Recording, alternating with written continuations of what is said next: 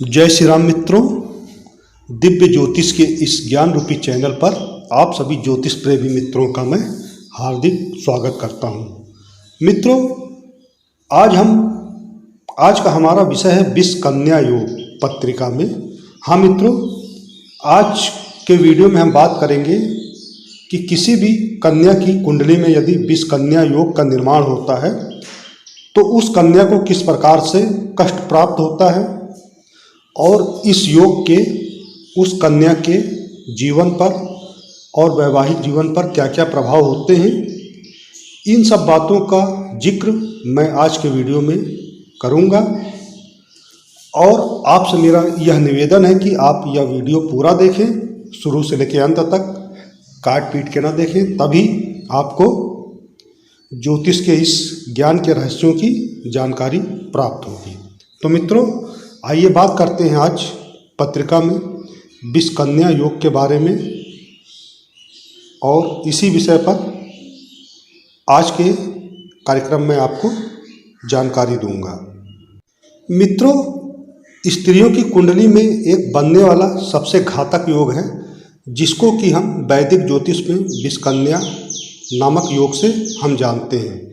मित्रों, यह अशुभ योग किसी भी स्त्री की कुंडली में जिस किसी की भी स्त्री की कुंडली में बनता है, यह योग स्त्री के वैवाहिक जीवन को नष्ट करने में सक्षम होता है। जिस कन्या की कुंडली में यह योग बनता है उसका सारा जीवन संघर्षों में व्यतीत होता है। उसका दाम्पत्य जीवन के साथ साथ संतान सुख को भी उस स्त्री को कमी रहती है। जातिका को संपत्ति की भी हानि उठानी पड़ती है।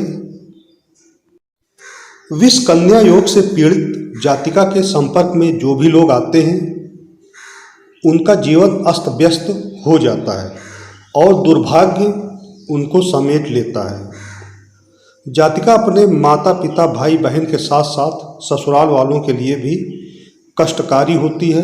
विष कन्या योग में उत्पन्न जातिका गुस्सैल तथा बुरे बर्ताव वाली होती है और उसके पति भी उनको पसंद नहीं करते। तो मित्रों, आज के वीडियो में हम ये जानने का प्रयास करते हैं कि किस प्रकार से एक स्त्री की कुंडली में विष कन्या योग का निर्माण होता है। मित्रों, प्रथम सूत्र यह है, यदि स्त्री की कुंडली में शनि लग्न में और सूर्य पंचम भाव में व मंगल नवम भाव में स्थित हो तो विष कन्या योग का निर्माण हो जाता है।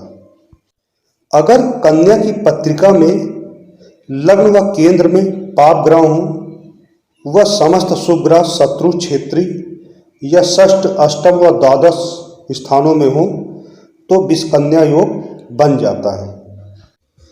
यदि स्त्री की कुंडली में सप्तम स्थान में पापी व क्रू ग्रह बैठे हों और उन पर क्रू अथवा पापी ग्रहों की दृष्टि भी पड़ रही हो तो विष कन्या योग बनता है। यदि किसी स्त्री का जन्म आश्लेषा तथा शतभिषा नक्षत्र दिन रविवार द्वितीया तिथि का हो, यदि किसी लड़की का जन्म कृतिका अथवा विशाखा अथवा शतभिषा नक्षत्र दिन रविवार द्वादशी तिथि का हो, छठे स्थान यदि किसी स्त्री का जन्म आश्लेषा अथवा विशाखा अथवा शतभिषा नक्षत्र तो दिन मंगलवार सप्तमी तिथि का हो, या कन्या का जन्म आश्लेषा नक्षत्र दिन शनिवार द्वितीया तिथि का हो, या किसी कन्या का जन्म शतभिषा नक्षत्र दिन मंगलवार द्वादशी तिथि का हो, या किसी स्त्री का जन्म कृतिका नक्षत्र दिन शनिवार सप्तमी या द्वादशी तिथि का हो, यदि किसी कन्या की कुंडली में छठे स्थान में एक पाप ग्रह हो और दो शुभ ग्रह हो तो यह विष कन्या योग बनता है। मित्रों, विष कन्या योग में पैदा हुई कोई भी कन्या, उसकी शादी से पहले ही उसके उपाय करने अति आवश्यक होते हैं। विष कन्या योग में उत्पन्न जातिका को कभी भी किसी को भी मीठा भोजन, मिष्ठान, चाय आदि जो मीठा हो अपने हाथों से न दें। यहाँ तक कि भगवान को भोग भी देना वर्जित होता है। अगर विष कन्या योग से पीड़ित जातिका किसी को भी मीठा अपने हाथों से दे तो वह उस जातिका का शत्रु बन जाता है, फिर मित्रों चाहे वह भगवान ही क्यों न हो। विष कन्या योग वाली कन्या मीठा बनाकर किसी और के हाथ से किसी को भी दे या भगवान को भोग लगाए तो दोष नहीं लगेगा। यदि स्त्री की कुंडली में विष कन्या योग है परंतु जन्म लग्न या चंद्र लग्न से सप्तम भाव में सप्तमेश या शुभ ग्रह हो तो विष कन्या जनित योग दूर हो जाता है।